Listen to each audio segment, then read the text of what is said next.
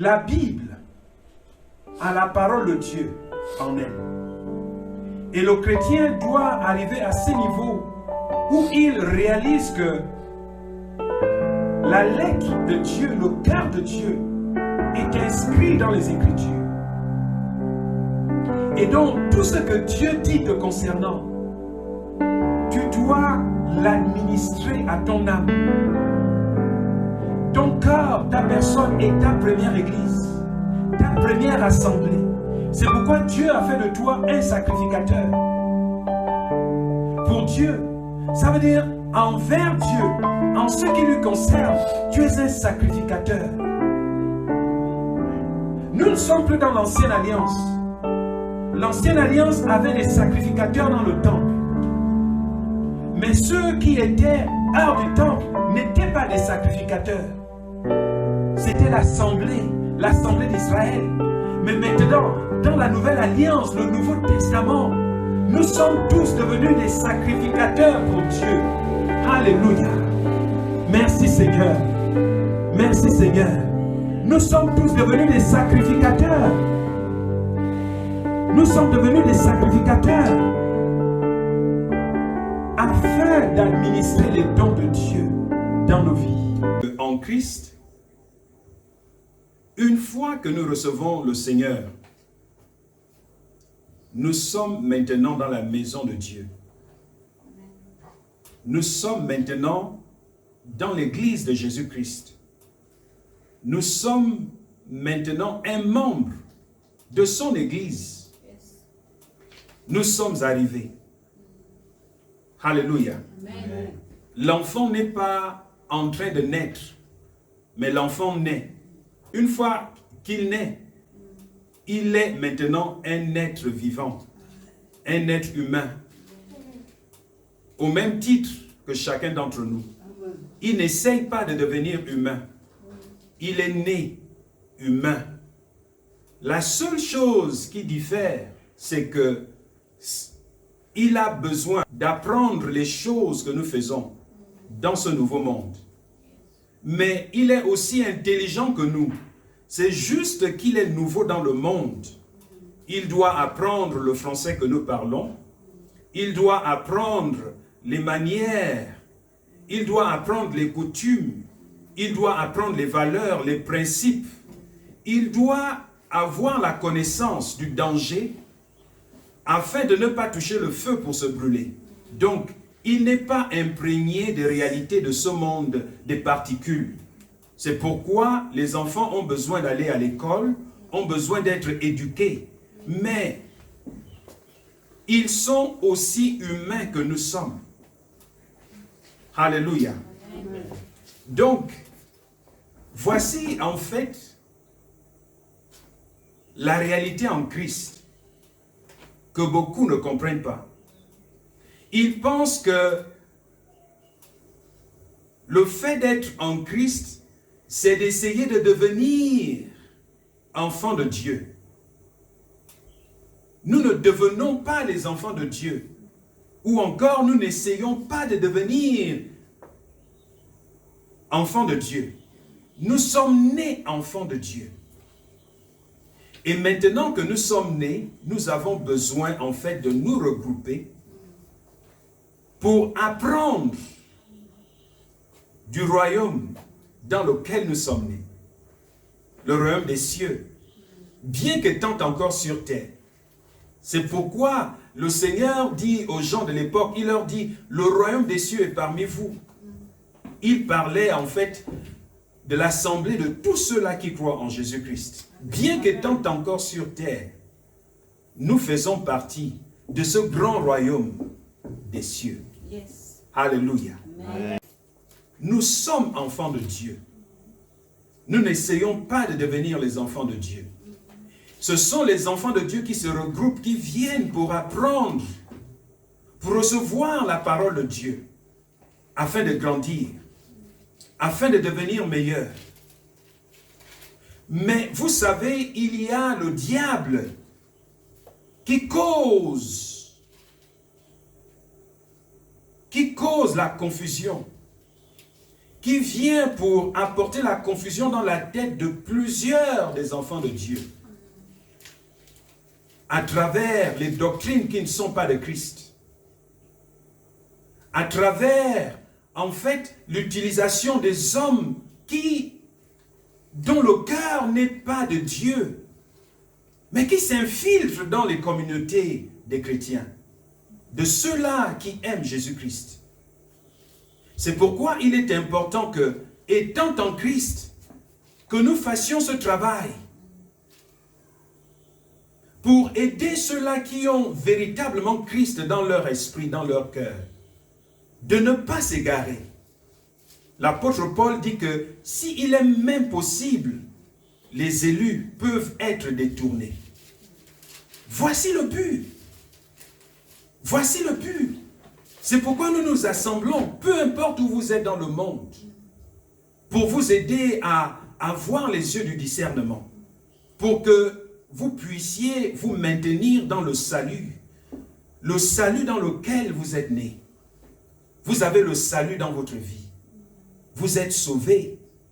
Mais vous savez, tant que vous n'avez pas encore ce corps céleste que nous attendons tous, vous pouvez vous égarer. D'où l'Église, d'où les services, d'où en fait les congrégations des chrétiens dans le monde entier.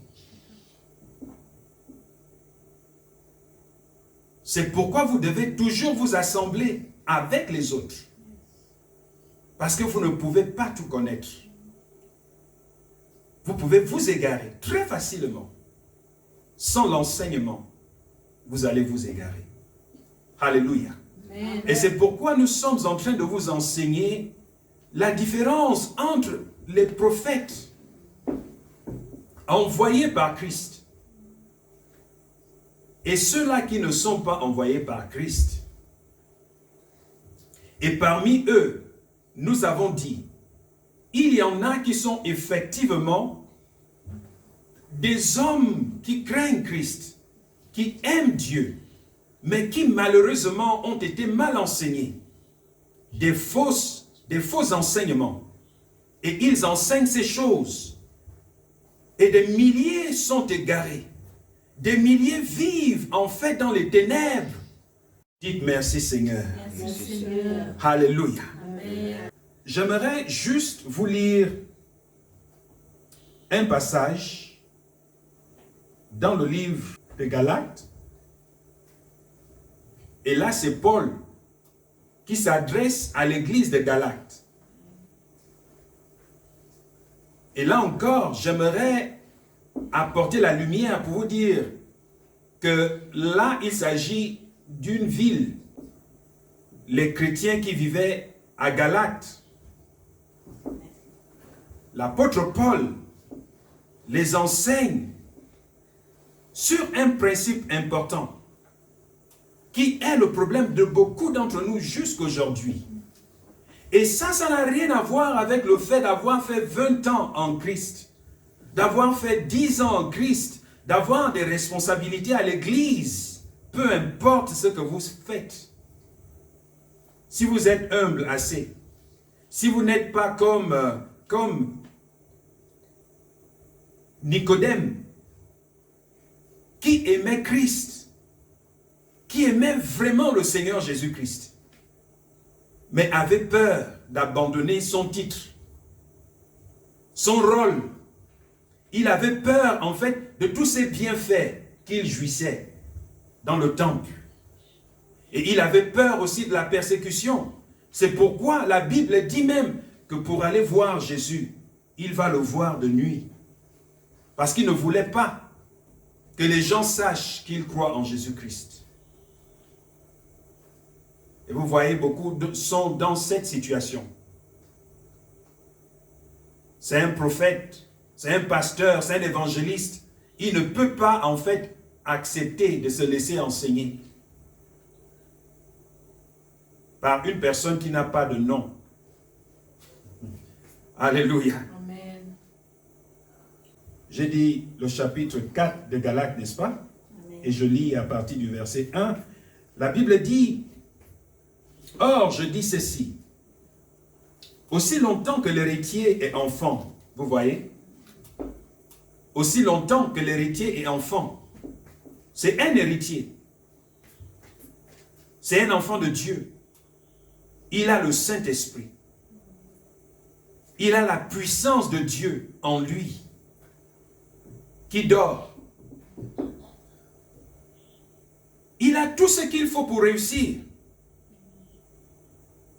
pour sortir de la situation, pour sortir de la maladie, pour sortir de tout ce qui le retient. Mais il y a un problème. La Bible dit, aussi longtemps que l'héritier demeure enfant, vous voyez, c'est un héritier, mais il demeure enfant. Il ne grandit pas. Il reste le même. La Bible dit, il ne diffère en rien d'un esclave.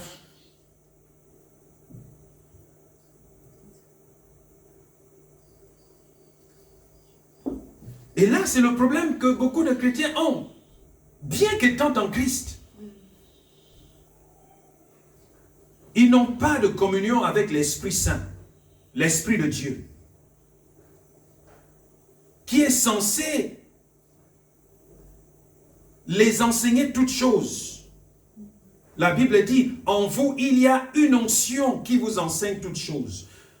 Et parce que vous avez cette onction, vous n'avez pas besoin qu'on vous enseigne quoi que ce soit. Parce que l'onction en vous, qui est l'Esprit de Dieu, vous enseigne toutes choses. Mais beaucoup ne sont pas enseignés par l'Esprit de Dieu, parce qu'ils n'ont pas de communion avec le Père. Alors, ils demeurent enfants. C'est pourquoi ils recherchent toujours les gens pour voir à leur place. Ils sont aveugles.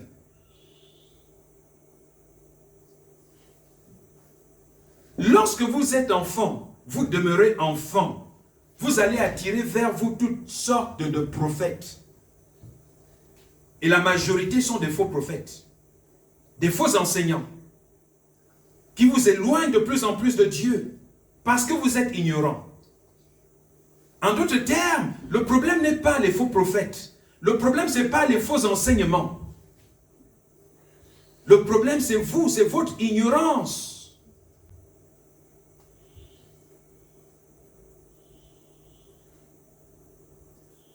Vous rejetez les bonnes directives et vous acceptez ce qui n'est pas bon. C'est un problème parce qu'il vous manque de la sagesse. Alléluia. Amen. Revenons sur le livre. Le verset 2 dit, mais il est soumis à des tuteurs. Vous voyez, bien qu'étant le roi, bien qu'étant en Christ, vous êtes soumis parce que vous demeurez enfant.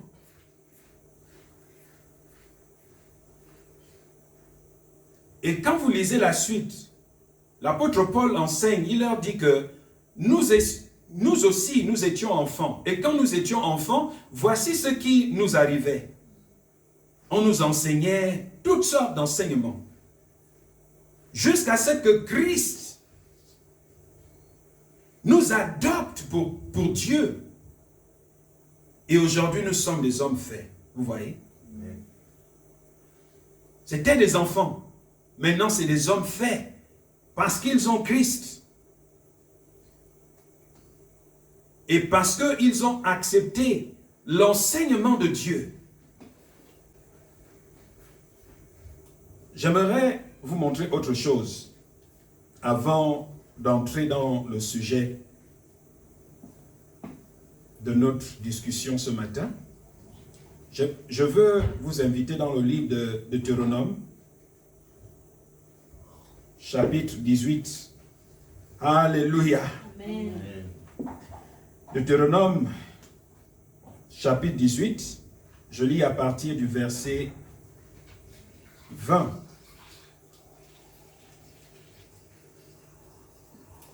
Alléluia.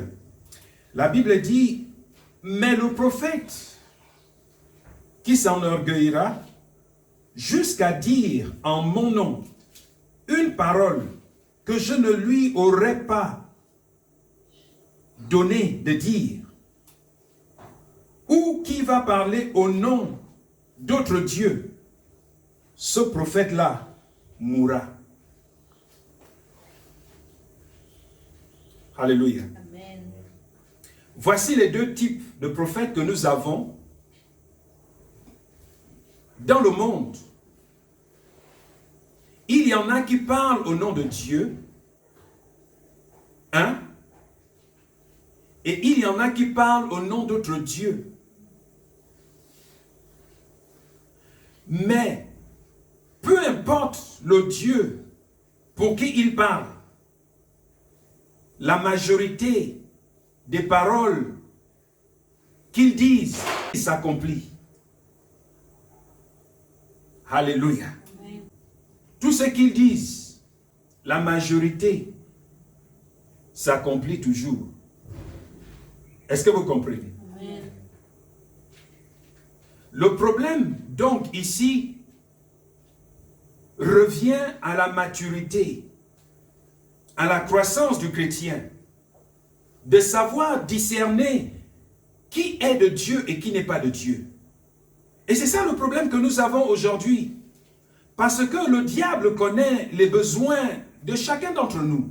Souvenez-vous, nous avons affaire aux démons qui existent depuis même avant Adam et Ève, qui furent envoyés ou précipités sur la terre.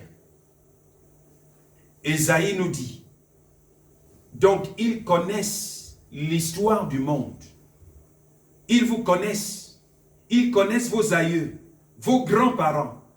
Ils connaissent l'histoire de votre famille que vous ne connaissez pas. Ils savent d'où vous provenez. Ils vous connaissent. Ils connaissent les problèmes dans votre famille. Chacun d'entre vous, ils maîtrisent tout. Ils savent interpréter la voix de votre oncle, la voix de votre père ou de votre mère, ou encore de votre grand-père, même de votre enfant. Ils vous connaissent. Ces démons ne meurent pas. Les esprits méchants ne meurent pas. Ils sont là depuis longtemps. Ils attendent le jour du jugement. Alléluia. Amen. Donc, le fait qu'un prophète vous dise un secret que personne ne connaît ne suffit pas.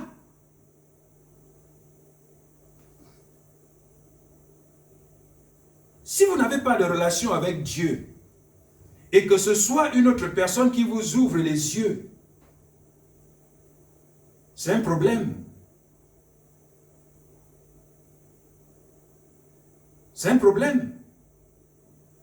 Et là, je ne suis pas contre les prophètes parce qu'un prophète qui est réellement de Dieu ne sera pas, en fait, on dit quoi? Ne va pas s'opposer à ce que je suis en train de dire. Parce qu'en ce moment, je suis en train de mener un combat spirituel. Je suis en train de briser les chaînes.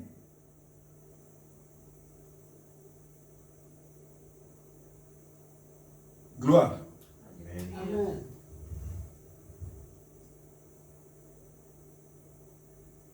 La Bible dit au verset 20, « Mais le prophète qui s'enorgueillira jusqu'à dire en mon nom une parole que je ne lui aurais pas donné de dire, ou qui parlera au nom d'autres dieux, ce prophète-là mourra. » Est-ce que vous voyez?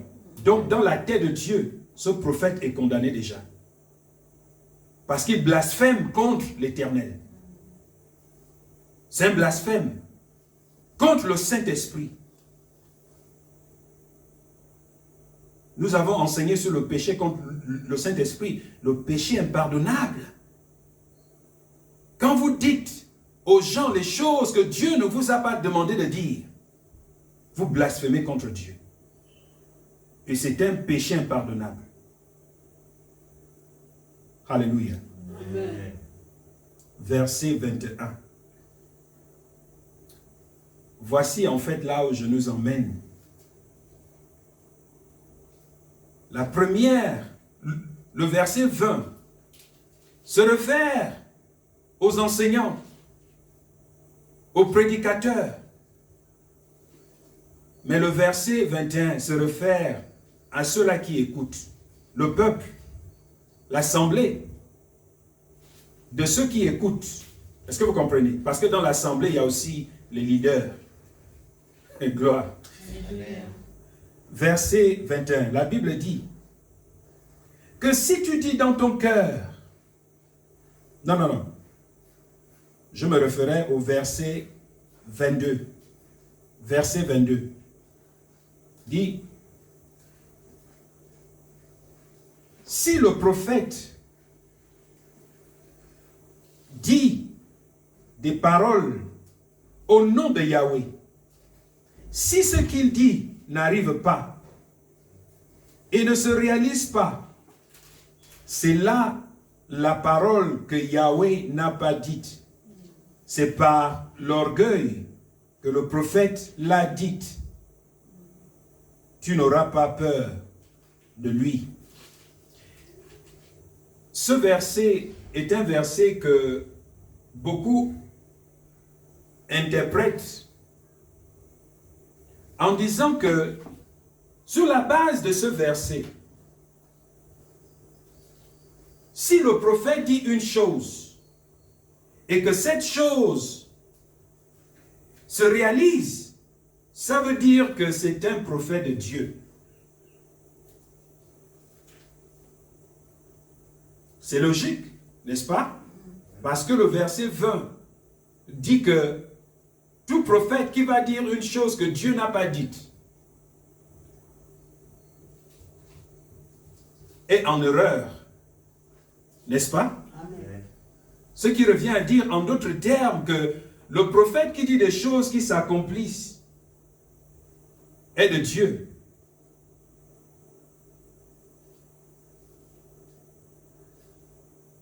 Alléluia. Amen. Ok. Si nous nous arrêtons là pour nous plonger dans les Écritures, ce sera aujourd'hui. Nous aurons un peu de temps aujourd'hui parce qu'il est 10 heures. Le courant va aller bientôt. Donc, nous aurons une séance dimanche qui arrive parce qu'il y a beaucoup à dire sur ce sujet. Mais ce sera pour vous démontrer à travers les Écritures que ce n'est pas parce qu'une parole s'accomplit que ça veut dire que la personne qui a dit la parole en question a parlé au nom de Dieu. La Bible dit que Lucifer, le diable, les anges déchus ont la capacité de se transformer en anges de lumière. Est-ce que vous voyez? Amen.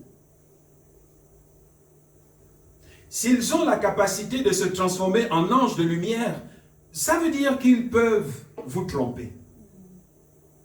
Si vous êtes enfant en Christ, si vous êtes un bébé spirituel, si vous dépendez toujours du lait, si vous êtes aveugle, si vous n'avez pas le discernement des esprits,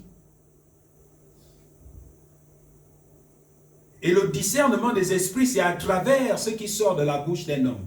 Vous saurez qui parle. Est-ce Dieu qui parle? Est-ce le diable? Vous saurez. Et le Saint-Esprit en vous rend témoignage de tout ce que vous recevez. Il va vous dire si c'est de Dieu ou si ce n'est pas de Dieu. Et ça, c'est si vous avez une communion avec lui. Alléluia. Amen. Et quand Dieu vous le révèle, ce n'est pas pour que vous puissiez impressionner les gens, non. C'est pour votre salut. La Bible dit, Dieu est un Dieu jaloux. Dieu ne veut pas que ce qui lui appartienne appartiennent aussi à d'autres. Dieu veut vous garder pour lui-même. C'est ce que nous appelons la sanctification. Dieu nous a sanctifiés. Donc, il habite en nous. Nous dépendons de lui. Alléluia. C'est pourquoi nous sommes enseignés sur les faux prophètes, les faux enseignements, les démons. C'est pour que nous soyons dans la maison de l'Éternel. Que nous restions sanctifiés pour Christ. Alléluia. Amen. Nous ne devons pas, en fait, aller écouter les gens à gauche, à droite. Nous devons nous focaliser sur la parole de Dieu. Et reconnaître les bons prophètes. C'est véritablement, en fait, une chose que chaque enfant de Dieu doit avoir. Si vous voulez rester dans la maison. Alléluia. Amen. Gloire à Dieu. Amen. Waouh, waouh, waouh. Ok, donc, j'étais sur Deutéronome 18, n'est-ce pas? Amen. Et je veux tout simplement prendre certains exemples. Juste, en fait, pour renforcer ce que je viens de dire sur Deutéronome. Parce que c'est le but. Le but, c'est de nous sanctifier de tout ce qui n'est pas de Dieu. Et souvent, lorsque nous enseignons sur la sanctification, tout ce que nous voyons, c'est le péché, la fornication, la cigarette, la boisson, l'alcool, tout ça. Non, ça, ce sont en fait des petits éléments. Vous voyez, il y a plus important. Il y a plus important. Il y a plus important. Et parmi ces choses les plus importantes, c'est la capacité de l'enfant de Dieu de se débarrasser des mauvaises doctrines, des faux prophètes qui sont envoyés par Lucifer pour nous détourner. Alléluia. Alors, j'aimerais vous inviter dans Lévitique. Oh, gloire à Dieu. Alléluia. Lévitique 20. Gloire. Donc, depuis dimanche dernier jusqu'à aujourd'hui, le Seigneur est en train d'établir des principes. Alléluia. Je suis sûr que dès dimanche qui arrive, nous allons prendre des exemples très clairs de certains faux prophètes dans la Bible. Que ce soit dans l'Ancien Testament, que ce soit dans le Nouveau Testament, pour vous montrer plusieurs des faux prophètes qui existaient, qui étaient envoyés dans les communautés des croyants en Christ pour détourner les gens. Gloire. Lévitique 20, je lis le verset 6. La Bible dit, si quelqu'un s'adresse à ceux qui évoquent les esprits, vous voyez, donc, il y en a qui, en fait, s'appellent, en fait, leur titre, c'est un titre de prophète, et qui consultent. Ils consultent les esprits pour vous parler. Donc, nous sommes en train de voir les prophètes dans tous les niveaux de la société. Donc, ceux-là qui ne sont pas en Christ et ceux-là qui sont en Christ, parce que il y en a même qui sont en Christ, en fait, qui utilisent la Bible et le nom de Christ, le nom de Dieu, pour consulter les esprits. Et ce qui trompe plusieurs, c'est que ce qu'ils disent s'accomplit. Vous êtes malade, ils prient pour vous, vous êtes guéri. Vous dites, c'est un prophète de Dieu. Vous avez un problème et il vous révèle des choses qui sont vraies. Vous dites, waouh, ça c'est un prophète de Dieu. Mais il consulte les esprits. Que ce soit devant vous, que ce soit en secret. Seul Dieu sait, vous comprenez? C'est pourquoi vous avez besoin du discernement. Parce qu'il y en a qui le font en secret. Vous ne pouvez pas découvrir, vous ne le saurez pas. Que si vous avez l'Esprit de Dieu réellement. Et là, la Bible dit, si quelqu'un s'adresse verset 6, Lévitique 20. Si quelqu'un s'adresse à ceux qui évoquent les esprits et aux divins, vous voyez ce mot? Pour se prostituer auprès d'eux. Vous voyez? Maintenant, ici, la Bible est claire. Lorsque vous lisez, vous devez en fait vraiment ouvrir les yeux parce que les termes utilisés ici sont des termes nets. La Bible dit ici au verset 6 que ceux-là qui évoquent les esprits et les divins, la Bible dit ils se prostituent. Vous voyez? Ils se prostituent.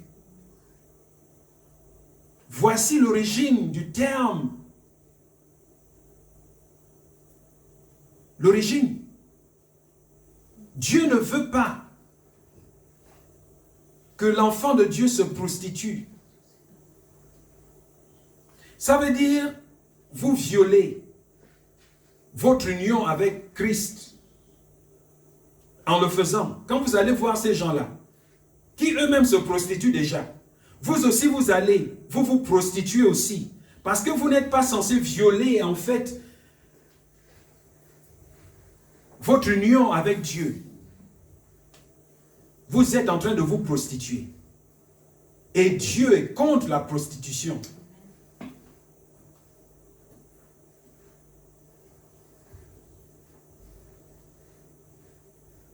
Si quelqu'un s'adresse à ceux qui évoquent les esprits et aux devins pour se prostituer après eux,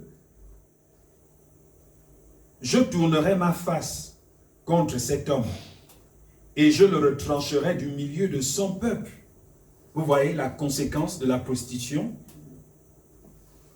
Quand vous allez voir ces gangas, ces hommes dans les villages, dans les quartiers, pour vous aider à devenir enceinte, pour vous aider à obtenir un homme blanc, ou cet homme, pour avoir de l'argent, pour devenir ministre, pour avoir un poste élevé, peu importe la raison. Quand vous allez voir ces gens, et vous allez à l'église pour soulever vos mains, Hosanna, vous êtes déjà mort, bien qu'étant vivant. Voici ce que dit la Bible. Alléluia. Amen. Le verset 7. La Bible dit, vous vous sanctifierez, voici maintenant le cœur de Dieu, le conseil de Dieu. S'il y a une chose qu'il faut retenir, la première partie, c'est l'avertissement. La seconde partie maintenant, c'est l'enseignement de l'Éternel. C'est l'expression de sa volonté.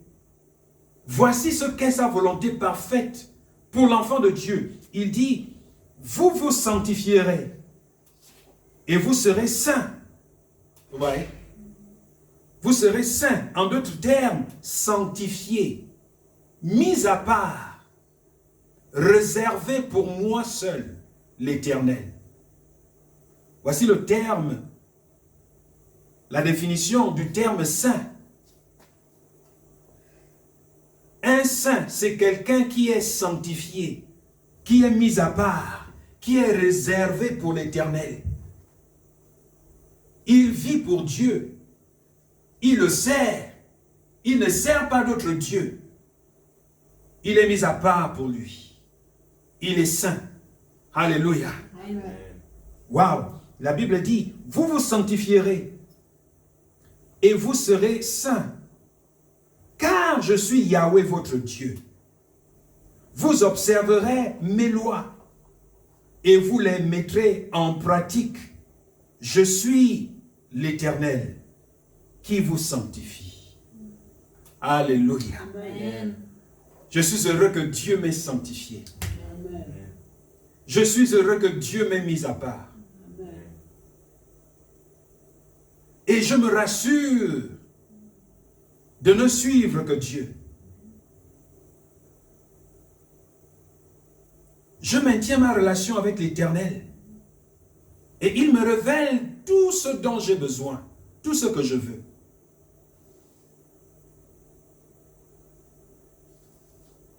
Toutes les fois où un homme est venu vers moi pour me dire, ainsi par l'Éternel, Dieu me l'a déjà révélé. Je ne suis pas aveuglé. Christ vit en moi. L'Esprit de Dieu vit en moi. Et je suis avec beaucoup de détails ce que Dieu veut que je fasse. Parce que le but pour moi, c'est le salut. Ce n'est pas la grandeur. Ce n'est pas les louanges des hommes. C'est ma marche personnelle avec Dieu. Et voici ce que Dieu veut que chacun d'entre vous fassiez. Il veut que vous puissiez le servir. Alléluia. Amen. Est-ce que nous pouvons voir Ésaïe? Juste voir ce que Ésaïe dit à ce sujet. Alléluia. Ésaïe 8. Qu'est-ce qu'Ésaïe dit? Ésaïe dit au verset 19, il dit, si ils vous disent, allez consulter ceux qui évoquent les morts. Vous voyez en haut, nous avons vu le terme d'évoquer les esprits. Alléluia. Amen. Maintenant, ici, il s'agit des morts. Donc, il y a deux choses ici. Il y a les esprits qui sont les anges. Les anges que ces hommes, que ces prophètes évoquent. Ils consultent ces anges. Mais il y en a aussi, en fait, qui consultent, hormis les anges, ils consultent les morts. Alléluia. Amen. La Bible dit, si ils vous disent, allez consulter ceux qui évoquent les morts et les divins, qui murmurent et chuchotent, répondez, un peuple ne doit-il pas écouter son Dieu? C'est vrai. La Bible nous dit, si un de vos amis, une camarade, une amie, une collègue, vous dit d'aller consulter un homme qu'il connaisse, une femme qu'il connaisse, un prophète qui est puissant ou puissante, la Bible dit de lui dire, vous êtes avec moi, n'est-ce pas? Amen. La Bible dit, répondez, un peuple ne doit-il pas consulter son Dieu? En d'autres termes, dites-leur, je ne consulte que Dieu. Est-ce que vous comprenez? Amen.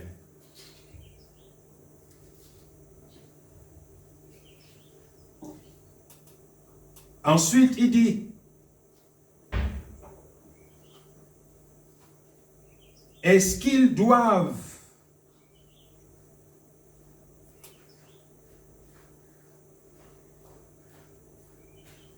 se référer aux morts pour les vivants? En termes, est-ce qu'ils ont besoin de consulter les morts pour les vivants? Est-ce que vous voyez? En d'autres termes, Dieu ne veut pas que vous puissiez consulter les morts. Il y en a en fait qui se considèrent en Christ, mais ils vont consulter les morts. Dieu pose la question à ses prophètes. Est-ce qu'ils ont besoin de consulter les morts pour les vivants? Vous êtes vivants. Vous allez vers eux pour consulter les morts qui sont morts. La Bible dit, les morts en Christ dorment. Voici la vérité. Donc, si vous êtes allé ou bien vous êtes en train de dormir, votre oncle qui est mort se révèle à vous pour vous dire de prendre le chemin de gauche. Et vous vous réveillez le matin, vous prenez le chemin de gauche et il y a accident sur la voie que vous étiez censé prendre. Vous dites, oh, le Seigneur m'a parlé à travers mon oncle. Non. Vous avez été épargné, oui. Mais celui qui vous a conseillé, c'est le diable, avec la motivation de vous encourager à consulter les morts. Lorsque la Bible dit de ne pas consulter les morts, est-ce que vous comprenez? C'est pourquoi même les gangas peuvent guérir. Vous avez reçu la guérison, oui. Mais vous avez suivi une mauvaise personne. Donc la guérison que vous avez, c'est pour vous éloigner de Dieu. Bien qu'étant une bonne chose. Parce que la Bible dit, même l'Antichrist va faire des miracles. Est-ce que vous voyez? Donc, si vous êtes après les miracles, après ces choses, voici comment le diable vous égare. Parce que vous recherchez les mauvaises choses. Alléluia. Amen. Je me disais toujours quand j'étais jeune, je préfère rester malade que d'aller voir un ganga. Lazare a souffert pendant tout son séjour sur terre. Il a souffert, n'est-ce pas? Il avait des plaies partout. Et le riche était heureux. Il avait tout ce dont il avait besoin. Mais quand il est mort, la Bible dit, Lazare était mieux que le riche. Est-ce que vous voyez? Amen. Donc il a souffert. Il a souffert. Est-ce que vous voulez me dire que Dieu ne l'aimait pas? Non. Oh, merci Seigneur.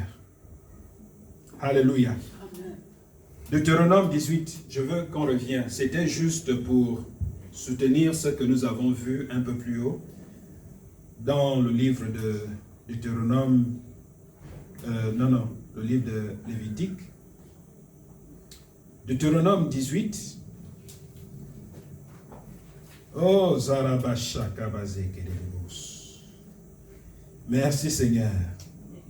Un conseil, un autre, Deutéronome 18.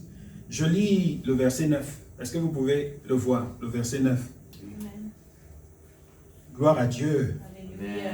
Verset 9, la Bible dit, quand tu seras entré dans le pays que je donne. Non. Oui. Le pays que te donne l'Éternel, Yahweh, ton Dieu. Tu n'apprendras pas à imiter les abominations de ces nations-là. Vous voyez? Et Paul nous rappelle cela en nous disant, ne vous conformez pas au siècle présent, mais soyez continuellement renouvelés par le renouvellement de votre intelligence, afin de connaître quelle est la volonté parfaite de Dieu. C'est vrai. Dieu ne veut pas que nous puissions, faire les choses de ce monde. Bien que vous soyez né dans une ethnie, à cause du fait que vous soyez en Christ, vous n'êtes pas censé faire les choses que les gens de cette ethnie font. Si ces choses-là vont à l'encontre avec la volonté de Dieu. Est-ce que vous comprenez? Si dans votre village, on vous demande de sauter le feu, si une personne est morte, vous ne devez pas le faire. C'est diabolique. Ce n'est pas de Dieu.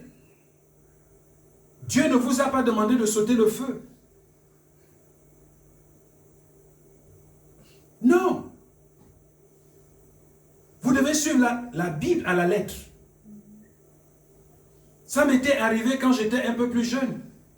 J'avais un cousin, nous dormions ensemble dans la même chambre. Il meurt. Maintenant, on nous appelle tous, mes frères et mes soeurs, on nous demande tous de sauter le feu chez un de mes oncles. Je suis quand même allé par obéissance. Tous ont sauté, pas tous. Maintenant, ils arrivent à moi, ils me demandent, mais et toi? Je dis non. Je ne fais que ce que Dieu m'enseigne de faire. Ils ont crié sur moi. Ils disent que si tu ne sautes pas ce feu-là, tu vas mourir. Donc certains étaient en train de pleurer parce qu'ils me voyaient déjà mort. Alléluia. Amen. Verset 10. Il dit, et qu'on ne trouve chez toi, ça veut dire dans ta demeure, dans ta maison, dans ta famille, qu'on ne trouve chez toi personne qui fasse passer par le feu son fils ou sa fille, qui s'adonne à la divination, aux augures, aux superstitions, aux enchantements, qui ait recours au charme, qui consulte les évocateurs et les sorciers, et qui interroge les morts, car tout homme qui fait ces choses est en abomination à Yahweh l'Éternel. Et c'est à cause de ces abominations que l'Éternel, ton Dieu, va chasser ces nations devant toi. Amen. Tu seras intègre avec l'Éternel, ton Dieu. Amen. Vous voyez? Voici les instructions de l'Éternel. Et vous voyez, quand vous avez Christ en vous, l'Esprit de Dieu en vous, comme j'avais Christ en moi, en ce temps-là, ces paroles sont arrivées dans mon cœur, comme une parole vivante et non comme une loi. C'est pourquoi beaucoup, en fait, ont des problèmes avec ces paroles. En fait, ils reçoivent ces paroles comme une loi. Ça ne marche pas. Parce que vous n'avez pas l'Esprit de Dieu en vous. Vous n'aimez pas Christ. Vous n'aimez pas Dieu. Si vous l'aimez, tout ce que Dieu va vous dire, vous allez recevoir cela comme un conseil d'amour. Alléluia. Amen. Et vous voyez, jusqu'aujourd'hui, je ne suis pas mort. Je suis debout. Et à l'époque, j'étais encore nouvellement converti. Quand je lis ces paroles, et gloire soit rendue à Dieu que le Saint-Esprit m'ait fait découvrir ces paroles avant que cet événement n'arrive. Parce que je me serais retrouvé en train de sauter ce feu. Alléluia. Amen. Et même encore quand j'étais très jeune, vraiment jeune, enfant, jeune, on nous avait fait en fait des consécrations au village.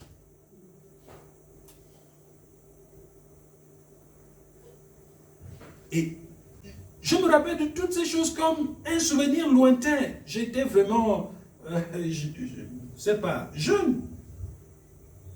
Jeune.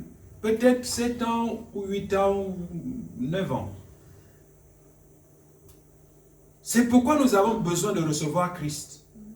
Afin de nous laver, de nous sanctifier, de nous délivrer. Alléluia. Waouh. Ne vous conformez pas au siècle présent. Ne vous conformez pas à votre village. Ne vous conformez pas à vos coutumes. Ne vous conformez pas à votre pays. Ne vous conformez pas à ce monde. Jésus a dit, bien qu'étant dans ce monde, vous n'êtes pas de ce monde. Nous ne sommes pas de ce monde. Bien qu'étant nés dans cette ethnie, vous n'êtes pas de cette ethnie. Bien qu'on disait Jésus de Nazareth, c'était pour s'identifier tout simplement. Jésus de Nazareth. Parce qu'à l'époque, il y avait plusieurs Jésus. Plusieurs Jésus en Israël. Mais il fallait qu'il identifie le Jésus dont il s'agit. Jésus de Nazareth. Pas Jésus d'ailleurs. Jésus de Nazareth. Jésus qui est venu de Nazareth. Il s'agit de ce Jésus. Alléluia. Amen. Donc ça ne veut pas dire que Jésus s'identifiait à ses coutumes, aux gens de Nazareth, aux Juifs. Non. C'est pourquoi les Juifs, les leaders des Juifs étaient contre lui. Parce qu'il apporte un royaume, un enseignement nouveau, une nouvelle manière de voir les choses. Alléluia. Amen.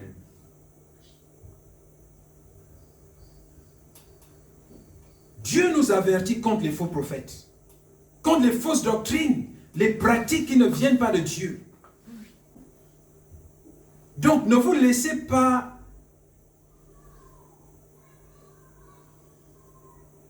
intimider. Juste parce que vous recherchez la chose qu'il vous donne. Le mariage, l'argent, tout ce que vous recherchez. Si Dieu ne vous l'a pas donné, restez dans la maison.